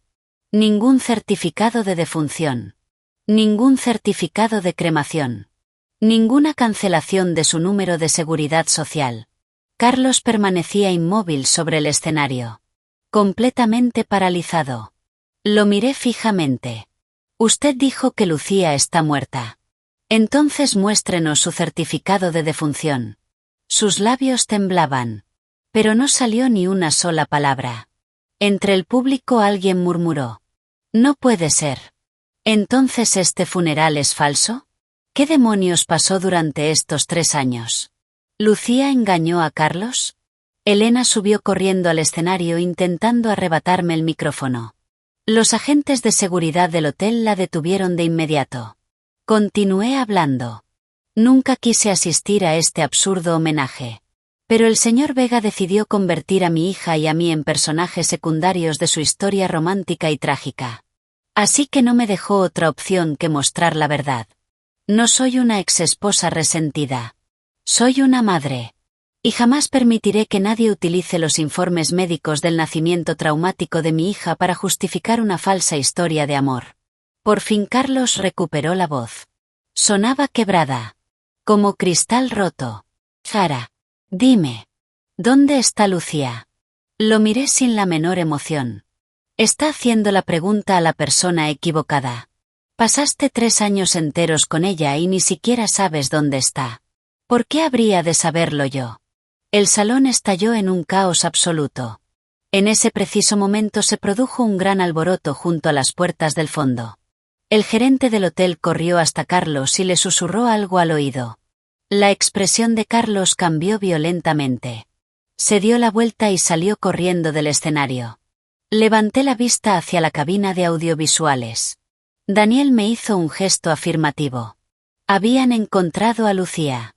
Estaba escondida en una suite ático del mismo hotel. Cuando bajaron a Lucía hasta el vestíbulo, los invitados todavía no se habían marchado. Llevaba una mascarilla médica, unas gafas de sol oscuras y un vestido negro. Se había cortado el cabello. Si Daniel no me hubiera enseñado antes aquellas fotografías tomadas por paparazzis, probablemente ni siquiera la habría reconocido. Pero Carlos la reconoció al instante. Permanecía delante de toda la multitud. El color abandonaba lentamente su rostro. Lucía. Ella se detuvo. Detrás de las gafas de sol, sus ojos reflejaban pánico. A su lado estaban el gerente del hotel y 2 detectives del Departamento de Policía de Boston. Yo no había llamado a la policía. Daniel había presentado una denuncia ante la unidad de fraudes por la falsificación de documentos médicos y la utilización indebida de fondos destinados a asistencia sanitaria. Los agentes solo estaban allí para verificar la información. Pero aquella escena era más que suficiente para convertir todo el homenaje en una farsa monumental. Sobre el escenario, el retrato de Lucía seguía rodeado de flores. En el vestíbulo, la supuesta fallecida respiraba delante de todos. Toda la alta sociedad presente quedó completamente atónita. Carlos avanzó lentamente hacia ella. No estás muerta. Lucía se quitó las gafas. Las lágrimas comenzaron a correr inmediatamente por sus mejillas. Carlos, nunca quise mentirte. Con aquella única frase, confesó todo. Carlos se tambaleó. Elena gritó con todas sus fuerzas. Lucía Peralta. ¿Qué significa todo esto? Lucía la miró y rompió a llorar todavía con más fuerza. Señora Vega. Yo solo tenía muchísimo miedo. Mi enfermedad era real. Pero después el médico me dijo que todavía tenía posibilidades. Tenía miedo de que, si Carlos lo descubría, dejara de quedarse conmigo. Tenía miedo de que regresara con Sara y con el bebé. Luego volvió el rostro hacia mí. Las lágrimas corrían sin parar. Sara. Lo siento muchísimo. En aquel momento solo amaba demasiado a Carlos. Amor. Siempre utilizaban esa palabra para disfrazar el comportamiento más repugnante. Me acerqué hasta quedar frente a ella. Lucía. ¿Falsificaste o no los informes médicos que aseguraban que estabas desahuciada? Entró en pánico. No. Daniel dio un paso al frente y entregó un sobrecolor manila a los detectives. Aquí tienen las pruebas preliminares. Ya hemos solicitado formalmente las órdenes judiciales para obtener los registros originales del servidor y los historiales médicos alterados. Lucía se mordió el labio. Su cuerpo se balanceó como si fuera a desmayarse. Antes, cada vez que hacía aquello, Carlos corría inmediatamente a sostenerla. Esta vez, no dio ni un solo paso. Solo la observaba. Como quien contempla una pesadilla que llevaba demasiado tiempo esperando. Entonces habló. ¿Durante estos 3 años supiste todo el tiempo que Sara estaba embarazada? Lucía negó desesperadamente mientras lloraba. No lo sabía. Saqué mi teléfono. Abrí otra conversación. Era un mensaje que Lucía me había enviado 3 años atrás, justo después de que yo enviara la ecografía a Carlos. Nunca respondí a aquel mensaje. Decía: Sara, siempre podrás tener otro bebé más adelante. Pero el tiempo que a Carlos le queda conmigo se está acabando. Por favor, no seas tan egoísta. Había guardado aquella captura de pantalla durante 3 años. Le acerqué el teléfono al rostro. ¿No lo sabías? Lucía quedó completamente pálida. Los murmullos que nos rodeaban se transformaron en expresiones de absoluto rechazo. Carlos leyó el mensaje. Todo su cuerpo quedó rígido. ¿Le enviaste esto? Lucía entró completamente en pánico. Yo. Estaba confundida por la medicación. La interrumpí. No estabas confundida. Sabías perfectamente que yo estaba embarazada. Sabías perfectamente que Carlos había vaciado nuestra cuenta bancaria. Sabías perfectamente que utilizabas informes médicos falsificados para mantenerlo a tu lado. Y sabías perfectamente que fingiste tu propia muerte para que él regresara con una urna vacía y obligara a mi hija y a mí a apartarnos de vuestro camino. Lucía gritó. Yo no te obligué. Fue tu propia incapacidad la que no supo retenerlo. Aquella frase dejó todo el vestíbulo completamente en silencio. Por fin había arrancado la máscara de mujer frágil y enferma. Carlos la contemplaba. El último resto de compasión que quedaba en sus ojos desapareció por completo. Pero a Lucía ya no le importaba. Me señaló con el dedo. Sara Hayes. ¿Con qué derecho actúas como si fueras superior? ¿No será que ahora te sientes importante solo porque conseguiste darle una hija? Si no fuera por esa niña, ¿de verdad crees que la familia Vega habría ido a buscarte? Asentí. Tienes toda la razón. La familia Vega no vino a buscarme por culpa. Vino porque mi hija tiene valor económico. Me giré hacia Carlos. ¿Lo escuchaste? Todos ustedes son exactamente iguales. Carlos parecía haber recibido una puñalada en el estómago. Susurró. Sara. Te juro que no sabía que me estaba mintiendo. No sabía. No sabía que estabas embarazada. Solo alcanzó a pronunciar esa frase. No era cierto que fuera inocente. Sí, Lucía lo había engañado. Pero él había elegido quedarse con ella. Sabiendo perfectamente que yo estaba embarazada. Apagó su teléfono mientras yo le suplicaba ayuda. Nunca buscó a su hija después de que naciera. Ahora intentaba descargar toda la culpa sobre Lucía porque necesitaba desesperadamente salvar la poca imagen que le quedaba. Pero jamás pensaba concederle esa oportunidad. Los detectives pidieron a Lucía que los acompañara para prestar declaración. Ella entró en pánico definitivamente. Corrió hacia Carlos e intentó sujetarlo de la manga. Carlos, ayúdame. Solo hice todo esto porque te amo. Carlos dio un paso hacia atrás. Lucía solo consiguió agarrar el aire. Mientras observaba aquella escena, recordé cómo 3 años antes yo marcaba una y otra vez el número de Carlos en la oscuridad, intentando aferrarme a alguien que nunca respondía. Ahora era Lucía quien extendía la mano hacia el vacío. Justo antes de que los agentes la sacaran del hotel, me lanzó una mirada cargada de odio. Sara, ¿de verdad crees que ganaste? La persona a la que Carlos siempre amó fui yo. Me eché a reír. Entonces quédate con él. Yo lo tiré a la basura hace mucho tiempo.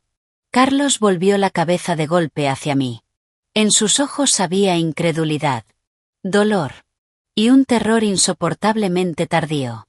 Como si por fin comprendiera que nunca estuve compitiendo con Lucía por él. Yo había dado vuelta a la mesa y abandonado el juego hacía años. El homenaje terminó convertido en un desastre absoluto. La entrada del Hotel Vega estaba rodeada de periodistas y paparazzis. Los flashes iluminaban la noche como relámpagos. Carlos salió corriendo detrás de mí y me alcanzó al pie de la gran escalinata. Sara. Me detuve. Su voz temblaba violentamente. Me equivoqué. Era la primera vez en 3 años que pronunciaba esas 2 palabras. Pero al escucharlas, solo sentí que llegaban demasiado tarde. Muchísimo demasiado tarde. Respondí. Guárdalas para el juez. Subí al coche de Daniel y cerré la puerta. Mientras el vehículo abandonaba el hotel, miré por el espejo retrovisor. Carlos permanecía inmóvil sobre el pavimento. Detrás de él seguía brillando la gigantesca pantalla digital con el retrato en blanco y negro de Lucía. Pero ahora toda la ciudad sabía que seguía viva. Lo único que realmente había muerto era la ridícula ilusión que Carlos había confundido con el verdadero amor. El día de la audiencia de conciliación, Carlos llegó antes que yo. Vestía un traje impecable. Pero las profundas ojeras bajo sus ojos dejaban claro que llevaba mucho tiempo sin dormir. Elena también asistió. Ya no quedaba rastro de aquella arrogancia propia de la alta sociedad. Estaba sentada en el pasillo del juzgado, aferrada con fuerza a su bolso de diseñador. Cuando me vio, abrió la boca para hablar. La interrumpí antes de que pudiera decir una sola palabra. Hoy solo hablaremos de asuntos legales. Sus labios se entreabrieron. Luego volvió a cerrarlos con fuerza. Dentro de la sala de mediación estaban el juez, la secretaria judicial y los abogados de ambas partes. Las solicitudes de Carlos eran claras. Restablecer sus derechos como padre. Obtener un régimen regular de visitas. Y cambiar nuevamente el apellido de la niña. Daniel ni siquiera pestañeó. Dejó caer nuestro expediente sobre la mesa. Primero, las partes están legalmente divorciadas. La custodia física y legal exclusiva fue concedida a mi representada. Segundo, el señor Vega desapareció voluntariamente antes y después del nacimiento de la menor, abandonando deliberadamente todas sus responsabilidades como padre. Tercero, durante los 3 primeros años de vida de la niña nunca convivió con el señor Vega. Un contacto repentino y sin supervisión podría provocarle un grave daño psicológico. Cuarto, mi representada acepta únicamente visitas limitadas y siempre bajo la supervisión de un trabajador social designado por el tribunal. Nos oponemos de forma absoluta al cambio de apellido. Y también rechazamos cualquier tipo de custodia sin supervisión. Carlos parecía completamente destrozado. Soy su padre. No soy un delincuente peligroso. Lo miré desde el otro lado de la mesa. Para Anita. Usted es un desconocido. Se estremeció como si acabara de recibir una puñalada. Eso solo ocurre porque tú nunca me dejaste conocerla. Ni siquiera discutí. Saqué la carpeta que contenía los 3 primeros años de vida de Anita y la coloqué sobre la mesa. Los informes de reanimación en la unidad neonatal. Su calendario de vacunación. Los controles pediátricos. Las evaluaciones de adaptación al jardín de infancia. Los informes de psicología infantil. Cada página tenía una fecha. Y en ninguna aparecía una sola participación de Carlos Vega. La jueza comenzó a revisar lentamente la carpeta. Su expresión era cada vez más seria. Carlos permanecía rígido al principio. Pero, conforme la jueza avanzaba entre las páginas, sus hombros terminaron desplomándose por completo. Entonces hablé. Señor Vega. Usted afirma que le estoy arrebatando sus derechos como padre.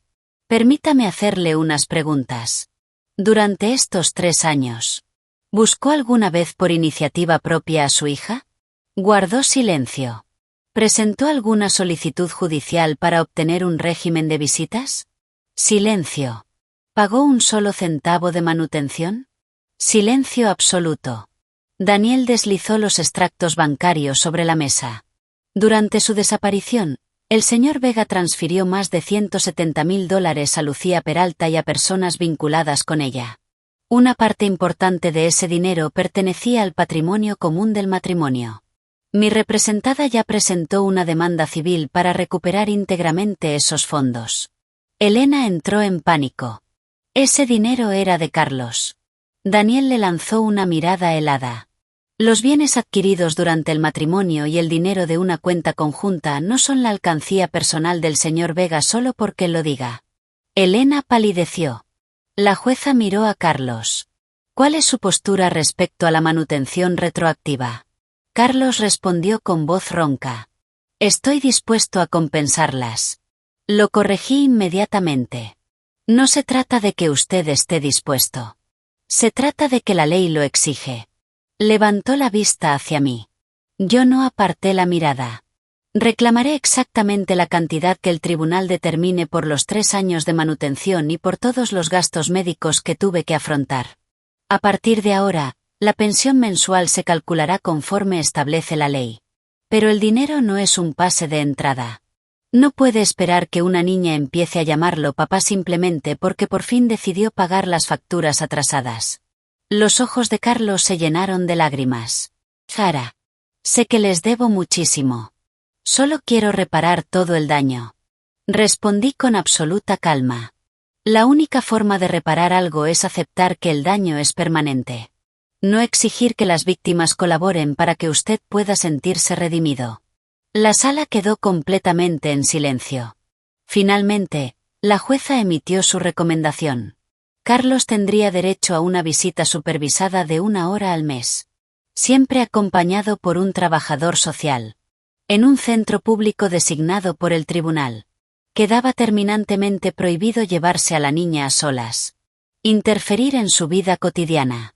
O presentarse sin previo aviso en el jardín de infancia o en mi apartamento. La manutención sería calculada y descontada conforme a la ley. La demanda civil por la apropiación indebida de los bienes matrimoniales seguiría su curso. Carlos no objetó ninguna de las condiciones. Parecía haber envejecido 10 años en una sola mañana. Cuando terminó la mediación, me llamó desde el pasillo del juzgado. Zara. Me detuve.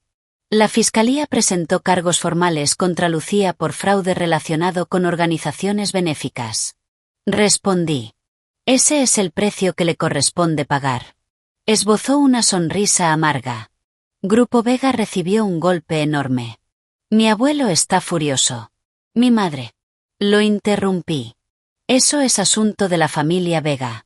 No tiene absolutamente nada que ver conmigo. Me miró. Su voz era apenas un susurro. ¿Y nosotros? Por un momento pensé que había oído mal. ¿Nosotros? Dio un paso hacia mí. Si Lucía no hubiera aparecido, nada de esto habría ocurrido. Lo miré y comprendí que seguía sin entender nada. Carlos. Aunque Lucía jamás hubiera existido, habría aparecido otra persona. Porque el problema nunca fue que ella te alejara de mí. El problema fue que tú elegiste marcharte. Toda la sangre desapareció de su rostro. Continué. Cuando estaba embarazada tenías millones de opciones. Podías contratar a alguien para cuidar de ella. Podías decirme la verdad. Podías regresar para firmar los documentos del hospital. Podías dejarnos dinero suficiente para sobrevivir. Podías contestar una llamada. Pero elegiste desaparecer. Lucía no tomó esa decisión por ti. La tomaste tú. Permaneció inmóvil. Sus ojos comenzaron a llenarse lentamente de lágrimas. Dejé de mirarlo. Atravesé las pesadas puertas del juzgado. El sol brillaba con una intensidad deslumbrante. Daniel se acercó caminando rápidamente. Soltó un largo suspiro. Hoy estuviste increíble. Sonreí apenas. No estaba actuando. Cuando repites la verdad suficientes veces, dejas de tener miedo. Mi teléfono vibró. Era un vídeo enviado por la maestra de Anita. Jugando a la rayuela, Anita se había caído y se había raspado una rodilla. Pero enseguida volvió a ponerse de pie y sonrió a la cámara con esa enorme sonrisa tan graciosa que siempre tenía. Al verla, mi corazón se derritió. Lo que Carlos deseaba desesperadamente era una hija que demostrara que él todavía merecía ser perdonado. Lo que yo protegía era una niña que jamás tendría que pagar por los pecados de los adultos. Una noche de tormenta, Carlos apareció arrodillado frente a mi edificio. Ese mismo día Anita había tenido su primera visita supervisada en el centro comunitario. Había estado muy callada. Carlos le llevó libros ilustrados muy caros y varios rompecabezas. Ella los aceptó. Y dijo educadamente: «Gracias, señor». La mano de Carlos quedó suspendida en el aire. La trabajadora social tomó nota en su carpeta. Cuando terminó la hora, Anita me tomó de la mano para marcharnos. Al llegar a la puerta, se volvió hacia Carlos. Sus ojos se iluminaron de esperanza. Pero Anita solo lo miró muy seria. «Señor, la próxima vez no me pregunte si mi mamá lloraba mucho». Sentí un nudo en el pecho. Carlos quedó completamente inmóvil. Así que eso había hecho. Mientras armaban rompecabezas, había estado interrogando a una niña de 3 años. Preguntándole si mamá hablaba de papá. Si mamá seguía llorando. Seguía sin comprender absolutamente nada. Incluso intentando acercarse a su hija, solo buscaba confirmar que todavía ocupaba un lugar importante en mi vida. Durante el camino de regreso, Anita me preguntó: «Mamá, ¿ese señor está muy triste?». Respondí: «Probablemente sí». Ella volvió a preguntar: «Entonces, ¿por qué primero hizo tristes a los demás?». Apreté suavemente su pequeña mano. A veces una niña de 3 años entiende mucho mejor la vida que un adulto. Aquella noche llovía a cántaros. Después de acostar a Anita, el conserje llamó al apartamento. «Señorita Ayes. El señor Vega está abajo. Dice que necesita verla». Me acerqué a la ventana. A través de la lluvia torrencial vi a Carlos completamente empapado bajo una farola. Unos minutos después, lo vi arrodillarse lentamente sobre el pavimento mojado. Lo observé durante unos instantes. Tomé un paraguas y bajé en el ascensor. No por compasión, sino porque todavía quedaban algunas cosas por decir. Cuando me vio, sus ojos apagados recuperaron un pequeño brillo. «Sara». Me detuve a unos 2 metros de él, sosteniendo el paraguas. «Levántate y habla». No se movió. «No estoy aquí para pedirte que me perdones. Solo quiero una oportunidad para reparar todo esto». El agua corría por su rostro. «Últimamente no puedo dejar de pensar. En la noche en que diste a luz. En el miedo que debiste sentir cuando empeñaste tu anillo de bodas. En cuanto debiste odiarme». Lo corregí. «No te odiaba». Se quedó inmóvil. Lo miré desde arriba. Estaba ocupada. Estaba ocupada intentando salvar mi embarazo. Estaba ocupada rogando que me aplazaran las facturas. Estaba ocupada extrayéndome leche. Estaba ocupada trabajando en 3 empleos. Estaba ocupada manteniendo con vida a mi hija. Carlos, literalmente no tenía tiempo para odiarte. Aquellas palabras lo destrozaron mucho más que cualquier grito. Las lágrimas comenzaron a mezclarse con la lluvia. «Sara. Estuve terriblemente equivocado». Elena también había llegado. Permanecía unos metros más atrás bajo su propio paraguas. El cabello desordenado. El rostro completamente envejecido. Cuando me vio, se acercó apresuradamente. Su voz ya no tenía aquella arrogancia de antes. «Sara. Antes, mamá se equivocó». La miré fijamente. Ella se corrigió enseguida. «Yo me equivoqué.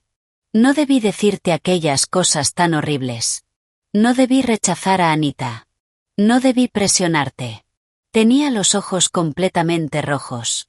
«Arturo sufrió un derrame cerebral. Está hospitalizado. ¿Quiere ver a Anita?». Pregunté con total calma. «¿Y después qué?». Elena quedó desconcertada. Continué. Después de verla, ¿la incluirá en el testamento? ¿O utilizará eso para obligarla legalmente a llevar el apellido Vega? Su rostro quedó completamente blanco. Respondí. Cada vez que la familia Vega quiere ver a mi hija, siempre hay un interés oculto. Mi hija no es un medicamento. No puede curar sus remordimientos. Y tampoco salvar su imperio empresarial. Carlos habló con voz ronca. Renunciaré a toda la herencia de la familia Vega. Lo miré. Entonces deberías mantenerte todavía más lejos de nosotras. Aquello fue el golpe definitivo. Sus hombros se desplomaron. Apreté el paraguas. Me di la vuelta para marcharme. Entonces gritó por encima del ruido de la lluvia. «Sara, ¿hubo sea un solo instante en el que esperaste que volviera?» Me detuve. La lluvia golpeaba el paraguas con un estruendo ensordecedor. ¿Esperé? Claro que esperé. Esperé cuando vi el resultado positivo del embarazo. Esperé cuando estaba sola en el pasillo de la clínica. Esperé cuando entré al quirófano y tuve que firmar yo misma el consentimiento para la cirugía. Esperé cuando Anita estaba en la unidad neonatal y yo permanecía detrás del cristal sin atreverme siquiera a pestañear.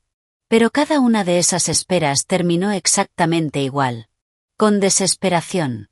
Hasta que un día dejé de esperar. Giré ligeramente la cabeza. Lo miré. Sí. Un pequeño destello apareció en los ojos de Carlos. Entonces terminé la frase. Y precisamente por eso.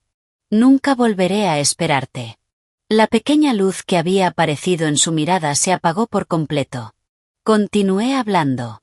Nadie abandona a otra persona de un solo golpe. Lo hace poco a poco. Y seguí caminando bajo la lluvia, paso a paso, sin volver la vista atrás. Cada vez que no respondiste un mensaje. Cada vez que no apareciste.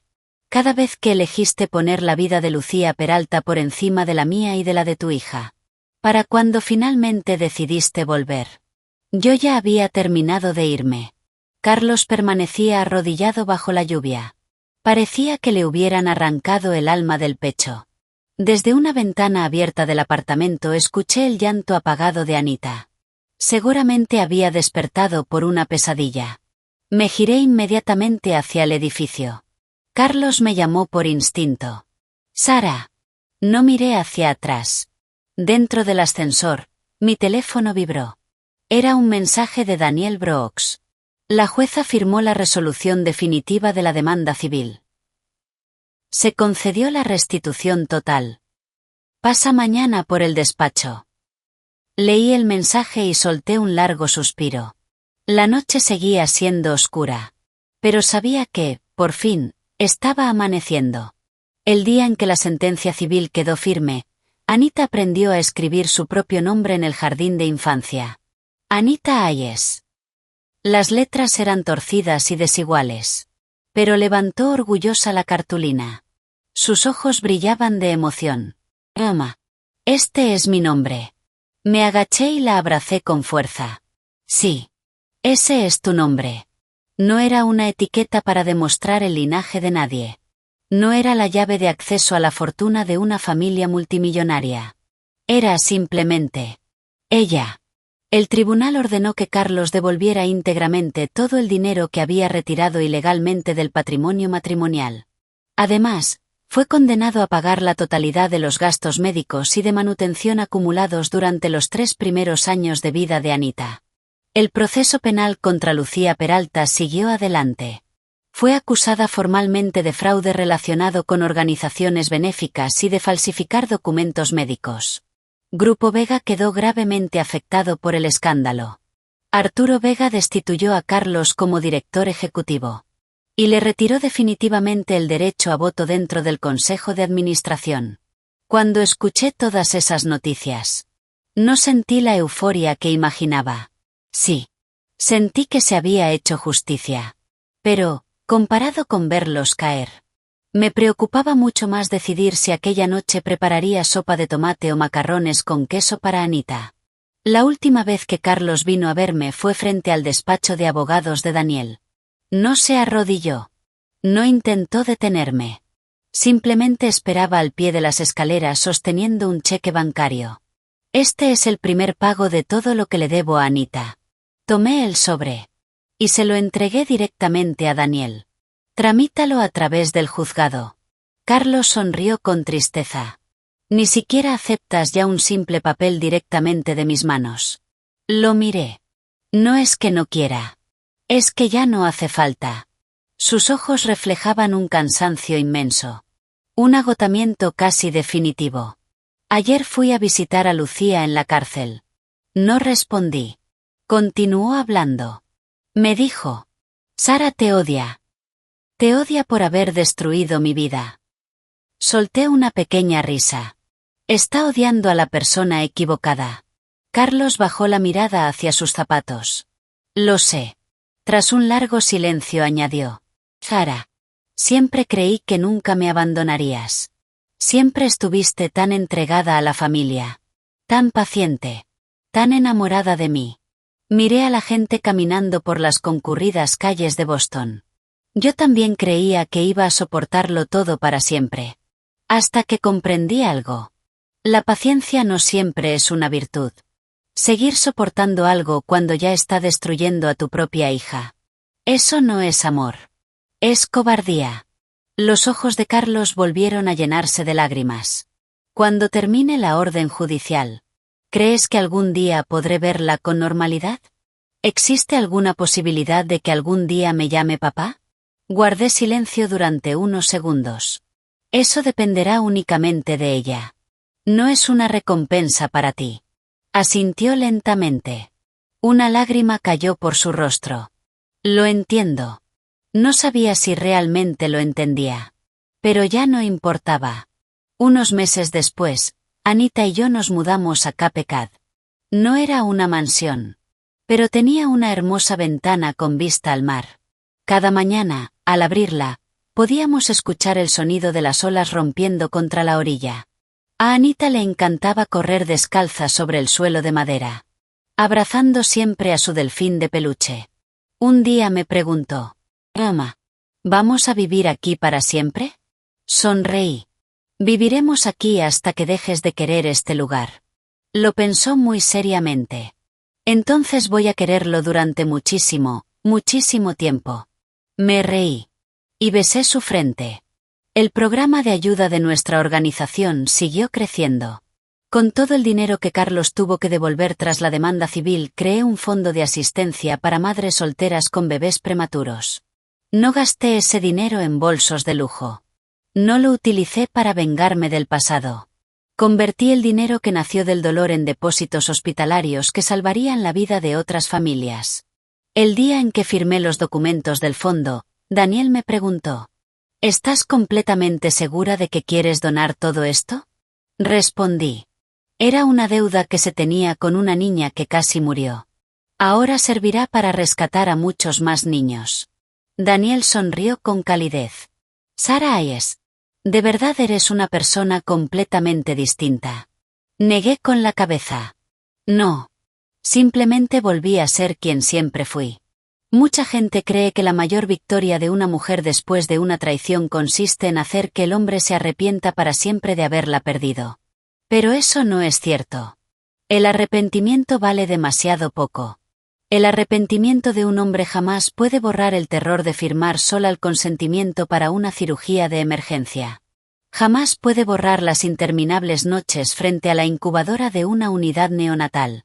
Y mucho menos puede hacer desaparecer el nudo en la garganta de una madre cuando su hija pregunta por qué no tiene un papá como los demás.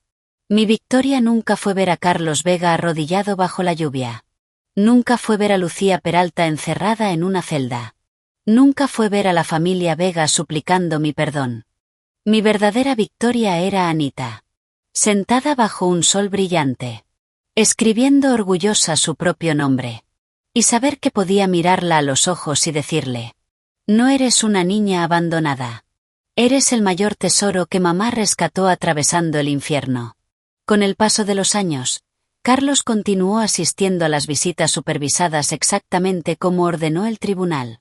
Poco a poco Anita dejó de tenerle miedo. Pero siempre lo llamaba. Señor Vega. Cada vez que la escuchaba decir esas palabras, la luz de sus ojos se apagaba un poco más. Jamás intentó corregirla. Una vez me preguntó: ¿crees que eso es justo para mí? Respondí: la justicia no consiste en obligar a una niña a cumplir la fantasía biológica de un adulto. La justicia consiste en permitir que sea ella quien decida, sin ninguna presión, si algún día quiere abrirte la puerta de su vida. Permaneció largo rato en silencio. Luego simplemente asintió. Incluso Elena viajó una vez hasta Cape Cod. Llegó con el maletero lleno de regalos carísimos. Los rechacé todos. Se quedó de pie en el porche. Tenía los ojos rojos. Solo quiero verla un momento. Respondí. Primero aprenda a respetarla. Después podremos hablar de verla. Cerré la puerta. Anita me preguntó: ¿era mi abuela? Respondí: no. Frunció el ceño. Entonces, ¿quién era? Lo pensé unos segundos. Alguien que hizo mucho daño hace mucho tiempo. Anita asintió muy seria. Entonces tiene que pedir perdón. Sonreí. Sí. Quien hace daño debe pedir perdón. Pero eso no significa que los demás tengan la obligación de perdonarlo. Esa fue la primera gran lección de la vida que le enseñé a mi hija. Un año después, Anita cumplió 4 años.